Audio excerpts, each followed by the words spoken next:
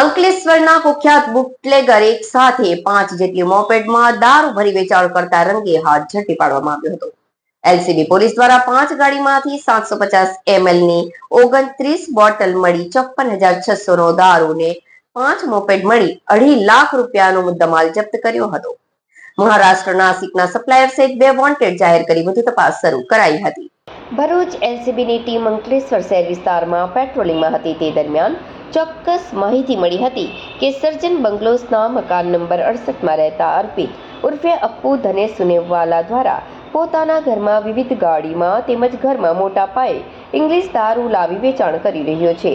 જેવી ચોક્કસ માહિતીના આધારે ભરૂચ એલસીબી ટીમે દરોડા પાડતા ઘર આગળ પાર્ક કરેલ 1-2 નહીં પણ 5 મોપેડમાં ઇંગ્લિશ દારૂની અલગ અલગ બ્રાન્ડ સંતાડેલી મળી આવી હતી.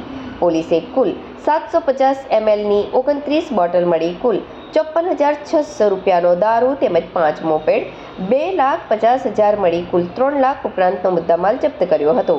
તેમજ પીડિત ઉર્ફે અપ્પુની ધરપકડ કરી હતી. તેમજ તેની પૂછપરછમાં ઇંગ્લિશ દારૂનો જથ્થો નાસિકના મહેશ નામના ઈસમ પાસેથી મંગાવતો હોવાનું ખુલતા પોલીસે તેને વોન્ટેડ જાહેર કર્યો હતો.